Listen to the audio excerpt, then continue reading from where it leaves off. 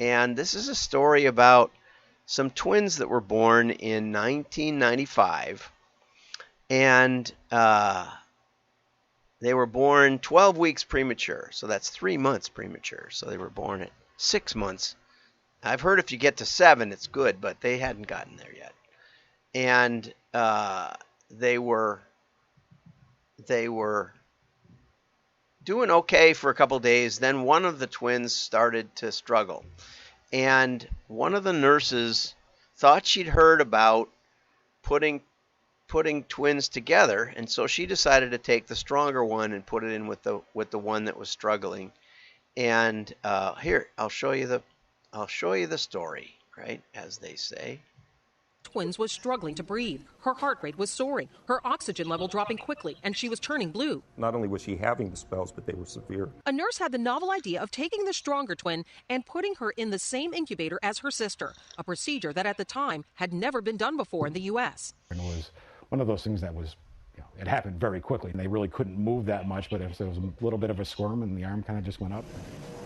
The healthier sister, Tiny Kyrie Jackson, put her arm around her sister Brielle. Her breathing and vital signs instantly stabilized. The image captured by a newspaper photographer who happened to be at the hospital. This heartwarming picture, dubbed the rescuing hug, was seen in newspapers around the world. In Life magazine and Reader's Digest, it highlighted the amazing healing power of touch. The healing power, the power of touch. That's from CNN. I don't do CNN that often, but sometimes I do. So anyway, here's an article about it, and it gets into more of the detail. But today I wanted to talk about the power of touch because it's an important thing that we lose track of. So here's a simple article from Alina Agakova from the UK, apparently, and it's called The Power of Touch Marketing and Direct Mail. It's nice to see the DMA still exists over in the UK. Okay, we all know that skin is the largest organ in the body, and marketers underestimate the influence of touch on a buyer's decision-making process. Touch can build a connection between the buyer and the seller. It creates an emotional experience, and there's a sappy study that I'm going to talk about next, and it's about the power of touch. And they specifically, Sappi is a paper company, and they hired a neuroscientist to talk about the effect of touch. So customers can feel a wide range of emotions, both positive and negative, before deciding to buy. Touch can build a connection between the buyer and the seller. And so I asked my wife if she had any memories from long ago of touch. And she said, well, one thing I remember is when we went to look at mink coats. And she said they were just amazing, to put them on and to feel the fur. But then she said, I got to put on a sable coat. And it was so much softer than the mink, so much nicer.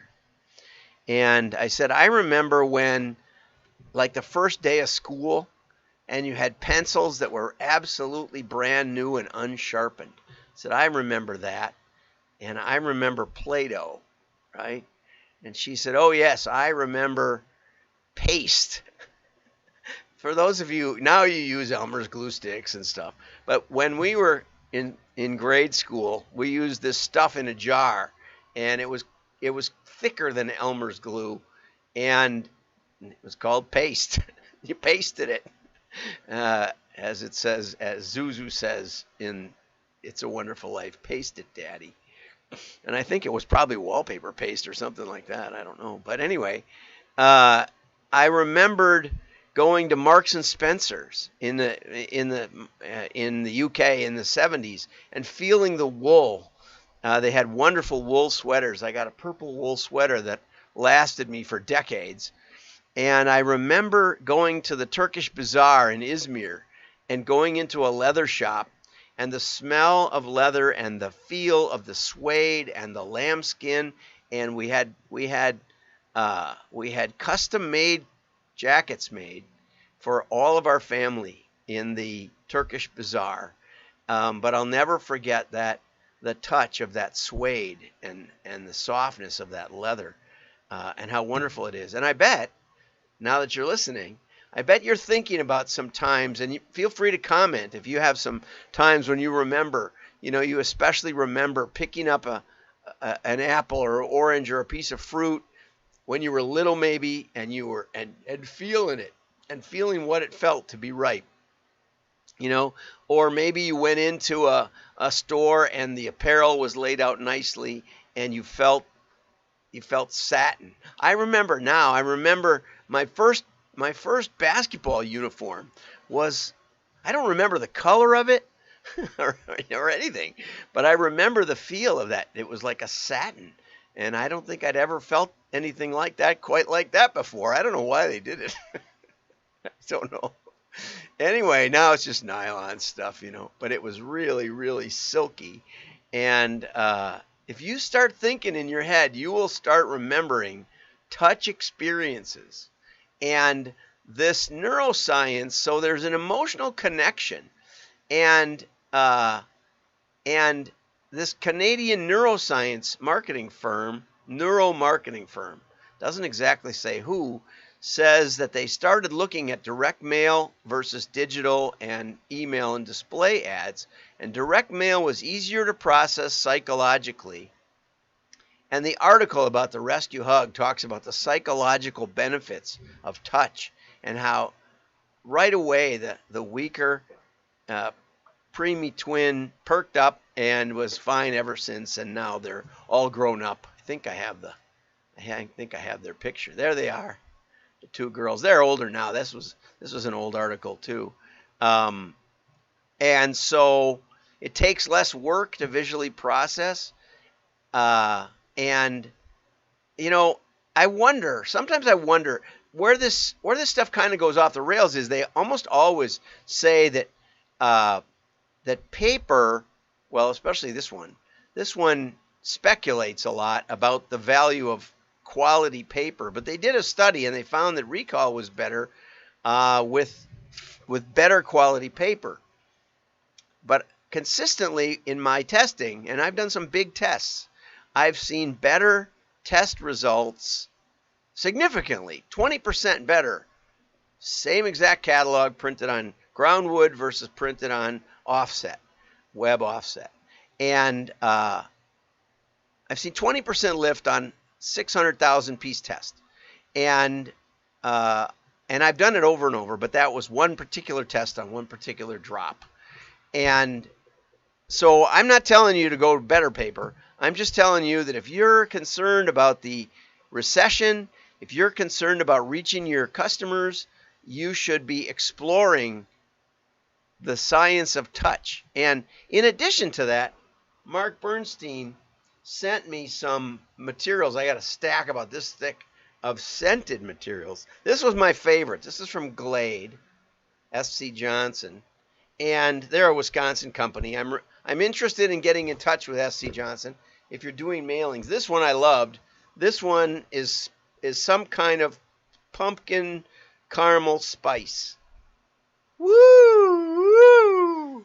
And it brings back memories of the fall. Oh man, it's amazing.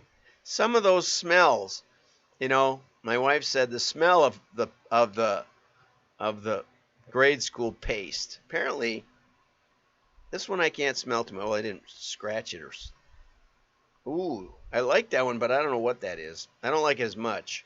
I like the pumpkin one best so far. That one's apple. That's okay, but the pumpkin is definitely the best. Okay, and this one is piney, and I like that one too. I like the pumpkin and the pine, but the fact that and this is high quality varnished stock. The varnishes from Centisphere. Here's the Centisphere logo. The varnishes from Centisphere actually, that's how you do it. You do a varnish and it contains the scratch and sniff. Or you can do labels, which I didn't know. These are little labels. This is French lavender and honey blossom.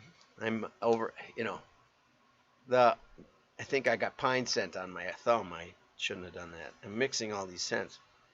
The envelope was quite overwhelming, actually, when I sent it.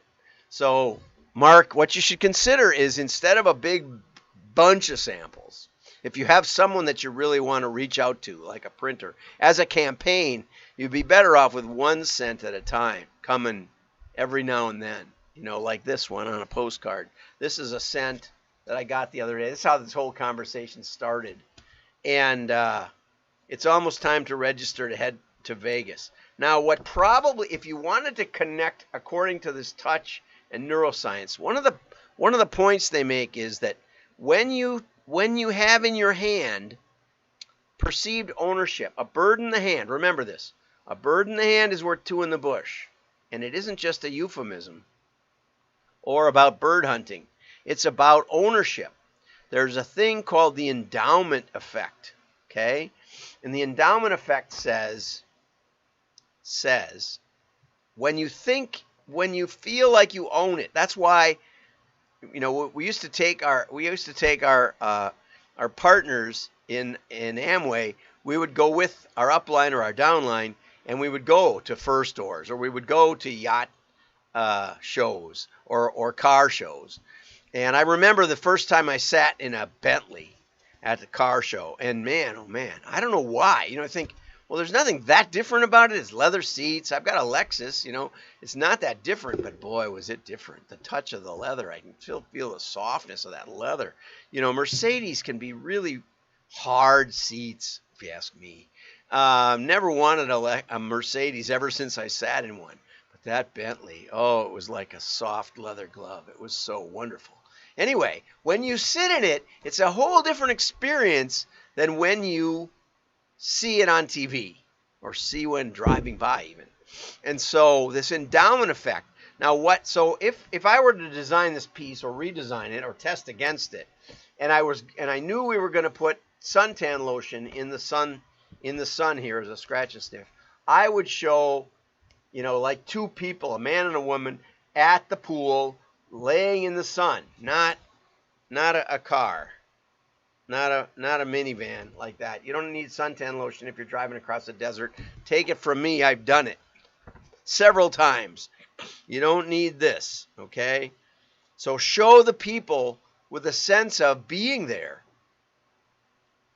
And when you're at the pool, you smell the sunscreen, etc. You think about the endowment effect. The other simple effect is, and this, for some reason, this reprinted sections of this article twice. Okay, so touch has, there's another thing called incidental touch. Okay, and this is where it kind of goes off the rails. Let's say we're conducting an interview. If we're holding a resume printed on heavy, high-quality paper, we're likely to perceive the candidate as more solid. That one was not substantiated in this article, although there were studies that did confirm this sort of thing. I think a really well-done business card is an example of that. Here I have Sam's card from IMS. And IMS is like the IT division that services all the brands at Colony. And it's good stiff stock, but it's uncoded, nothing really dramatic about it. Some people do have dramatic business cards, and it's something to consider that from what I read now, business cards are still important. So touch has the power to shift the brain to a deeper level of engagement. Okay? Communication through physical media, particularly paper, is more likely to lead to knowledge than communication via digital media. Some schools are actually using books again. What do you know? Okay, so that's, and here is a series of videos called Sappy Neuroscience Shorts, which I have watched all of them several times. That link will be in the paper. So if you go over to WDMA and subscribe, it's free. You have access to all the articles that we mention every day. Have a great day. Thanks for watching. Mark, I didn't see a comment. He said he was in a meeting. But oh well, that's okay. Have a great day.